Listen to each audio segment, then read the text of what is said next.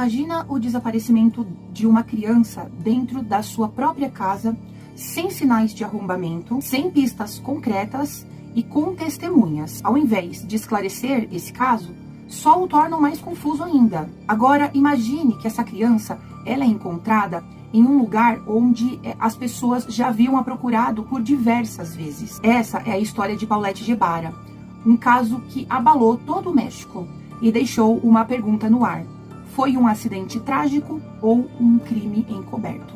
Nada é o que parece e os detalhes dessa investigação só levantam mais dúvidas do que respostas. E sejam bem-vindos a mais um caso. O meu nome é Cíntia e esse é o Difícil Acreditar. E se você gosta desse tipo de vídeo, não esquece de deixar o seu like e de se inscrever para não perder nada. E também comenta qual que é o vídeo, qual que é o caso que vocês querem ver por aqui, que vocês querem que eu conte para vocês. Agora sim, bora pro caso.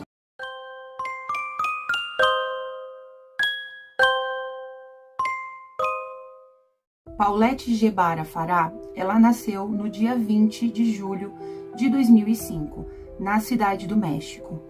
Era filha de Maurício Gebara e Lisette Farah, um casal de classe alta que morava em um luxuoso apartamento no condomínio residencial Interlomas, em Huixquilucan, estado do México. Paulette era uma criança especial, pois ela tinha dificuldades motoras e de fala. O seu desenvolvimento era mais lento do que o das outras crianças, o que exigia cuidados constantes. Apesar disso, ela era descrita como uma menina amorosa e sorridente.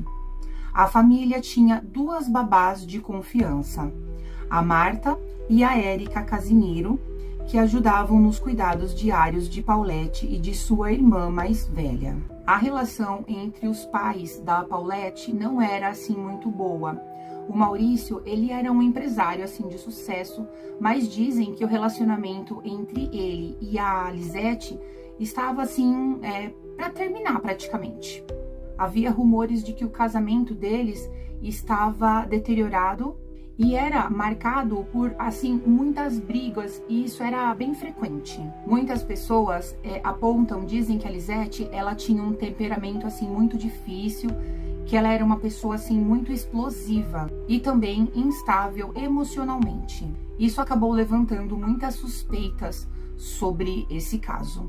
Mas apesar do status e da família aparentemente perfeita, o ambiente dentro do lar deles era um ambiente assim muito conturbado. E essa tensão acabou se tornando um ponto assim muito importante na investigação do desaparecimento da Paulette. Então, na noite do domingo do dia 21 de março de 2010, a Paulette ela retornou de uma viagem ao Vale de Bravo, um destino turístico no México, juntamente com o seu pai, o Maurício Gebara, e sua irmã mais velha, Lisette. A sua mãe, a Lisette Farah, ela não havia viajado com eles e acabou ficando no apartamento da família. Quando eles chegaram em casa, tudo parecia muito normal. A babá, a Marta Casimiro, ajudou a Paulette a se preparar para dormir. Segundo os relatos, a menina ela foi colocada em sua cama por volta das 20 horas. A Marta a cobriu como fazia todas as noites e nada parecia assim fora do comum. A outra babá, a Érica, ela também estava presente naquela noite no apartamento. A mãe, a Lisette Farah, supostamente ela entrou no quarto para dar boa noite, mas o seu relato mudou ao longo do tempo. Na manhã seguinte, do dia 22 de março, as babás elas foram acordar Paulette por volta das 8 horas, mas algo inexplicável havia acontecido. A menina simplesmente não estava mais lá. As portas e janelas estavam trancadas por dentro, não havia sinais de arrombamento e nada indicava uma luta ou movimentação suspeita. O desaparecimento foi um mistério inexplicável desde o primeiro momento. A família então acabou chamando a polícia e essa história, esse caso acabou tomando assim proporções nacionais, com a imprensa cobrindo cada detalhe. A primeiro momento seria por um suposto sequestro. No entanto, as versões dos envolvidos começaram então a se contradizer, levantando suspeitas sobre um possível encobrimento. Então, desde o início desse caso, dessas investigações, elas foram marcadas por muitas assim contradições. Haviam muitas mudanças de depoimentos e também de muita falha policial. Os principais envolvidos, eles sempre apresentavam versões diferentes, o que levantava assim muitas suspeitas, né? Agora a gente vai falar sobre as contradições dos depoimentos de cada um desses envolvidos. No caso da Lisete Fará, a mãe da Paulette, em primeiro momento, ela disse que ela colocou a Paulette para dormir e a viu normalmente na manhã seguinte. Depois, ela acabou alterando a sua versão e afirmou que não viu a filha ao acordar. Em entrevistas à TV, a sua linguagem corporal parecia fria e distante, o que acabou chamando a atenção do público e também da polícia. Agora, referente ao Maurício Gebara, o pai da Paulette, diferente da Lisete, ele sempre afirmou que ele não viu a Paulette ao acordar. Ele acabou se mostrando assim mais colaborativo que a esposa, mas ele evitava dar opiniões diretas sobre o que poderia ter acontecido. Agora, no depoimento das babás da Marta e da Érica, as duas babás, elas mantiveram a versão de que elas colocaram a Paulette para dormir normalmente. Disseram que a mãe, ela não costumava demonstrar muito carinho pela filha, e durante os interrogatórios, elas afirmaram que a Lisete e o Maurício, eles assim discutiam frequentemente. Agora, um outro ponto muito importante desse caso foram as falhas na investigação. A casa, ela não tinha sido isolada imediatamente. O apartamento, ele tinha sido liberado para jornalistas, familiares ou quem quer que fosse estar assim andando normalmente antes que a perícia chegasse e fosse verificar o que tinha acontecido, investigar, né? Isso acabou prejudicando muito a coleta das provas. A cena do crime, ela também foi manipulada. Por exemplo, a cama da Paulette, ela foi utilizada por várias pessoas, por jornalistas. A mãe da Paulette sentou, as babás sentaram lá para dar entrevista, muitas pessoas foram até lá, sentaram na cama, e o quarto também foi limpo várias vezes, o que acabou dificultando muito a análise forense. A mídia, ela teve acesso irrestrito a esse local. Os jornalistas, eles foram autorizados a entrar, gravar lá dentro, o que nunca poderia ter acontecido nesses tipos de casos de desaparecimento. Algumas entrevistas foram realizadas lá dentro da casa, dentro do quarto, levantando suspeitas sobre uma influência política nesse caso. Durante as investigações, a Lisete Fará, ela chamou a atenção pela sua postura fria e desinteressada. Em uma entrevista à televisão, quando perguntada sobre o que achava que havia acontecido com a Paulette, ela acabou respondendo de forma estranha e indiferente.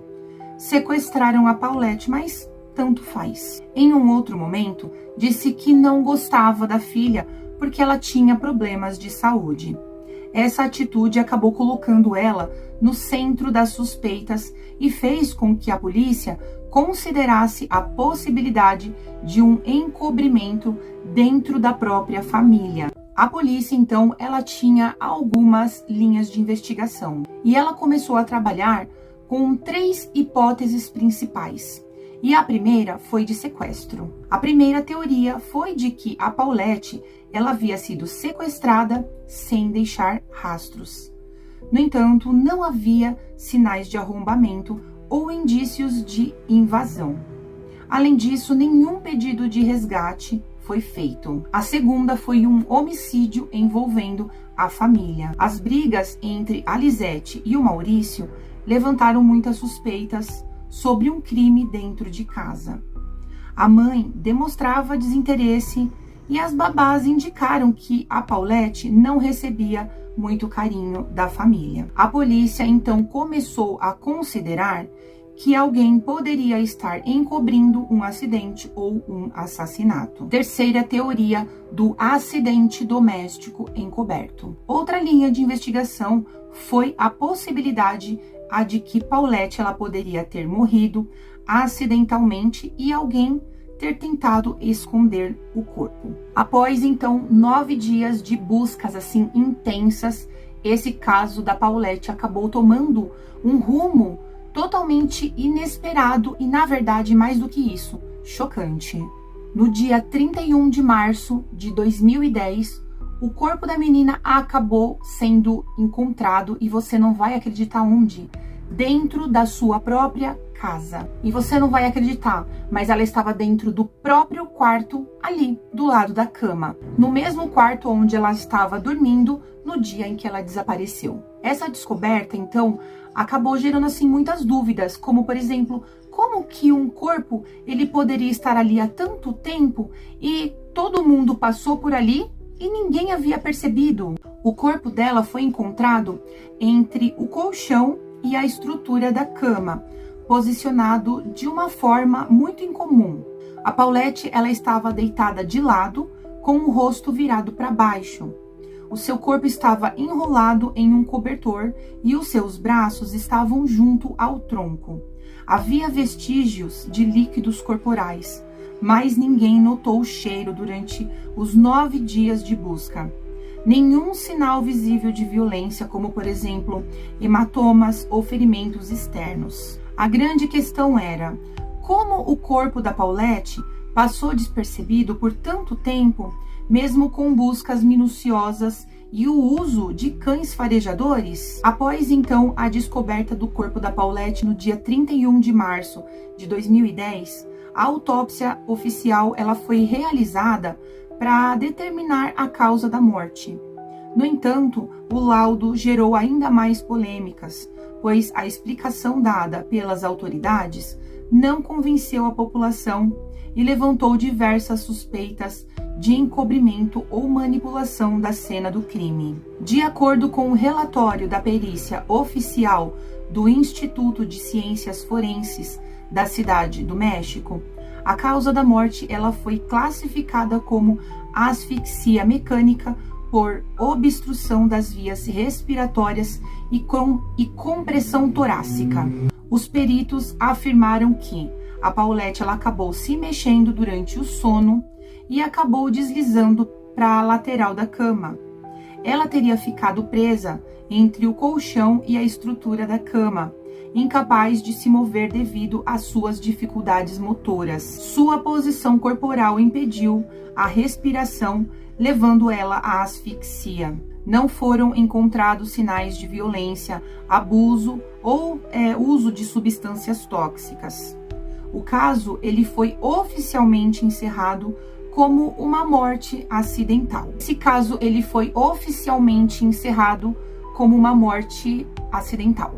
A explicação, então, das autoridades para esse caso acabou gerando, assim, muita revolta e também muita desconfiança, porque não fazia sentido nenhum diante das evidências e também das circunstâncias desse caso. Quais foram as principais inconsistências? Como que foi que o corpo ele não tinha sido encontrado antes? Por exemplo, a cama onde ela foi encontrada ali do lado tinha sido revistada diversas vezes pelos pais, pela babá, por jornalistas, pela perícia. E aí? Outra coisa, as babás afirmaram que elas arrumaram a cama durante todos esses dias e não viram nada. Outro detalhe, os policiais e nem os cães farejadores, eles não encontraram nada, nenhum vestígio e nada. Isso acabou levantando, assim, muitas suspeitas de que provavelmente esse corpo ele foi colocado lá depois, porque para pra pensar, gente, não é possível isso. A Paulette, supostamente, ela morreu no dia 22 de março, mas o corpo dela só foi encontrado 9 dias depois. Então aí a gente começa a pensar que 9 dias depois esse corpo ele já estava em decomposição, e um corpo em decomposição ele emite um forte cheiro e ninguém sentiu cheiro nenhum. Nenhuma daquelas pessoas que passaram por ali disseram que não sentiram nenhum cheiro. Não é estranho? Então acabou se levantando a suspeita de que a Paulette ela tinha morrido em um outro local da casa e depois movida para lá. Uma outra coisa também muito estranha é que a posição do corpo não condizia com a explicação oficial. A teoria oficial dizia que a Paulette ela acabou deslizando acidentalmente para o espaço entre o colchão e o estrado da cama, ficando presa. No entanto, imagens vazadas do corpo mostraram que ela estava totalmente embrulhada nos lençóis, com os braços juntos ao corpo.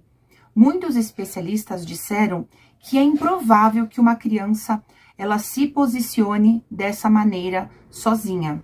E isso acabou sugerindo que ela pode ter sido colocada ali por uma outra pessoa. Bom, o caso é que esse caso da Paulette, ele acabou sendo encerrado como um acidente, um simples acidente, mas por conta de todos esses detalhes que eu falei para vocês, acabaram se gerando assim muitas teorias da conspiração, porque vocês sabem, eu já disse, casos que são muito estranhos geram muitas teorias. Não perca a parte 2 desse mistério incrível aqui no canal. Então já se inscreve e ativa o sininho que é para não perder.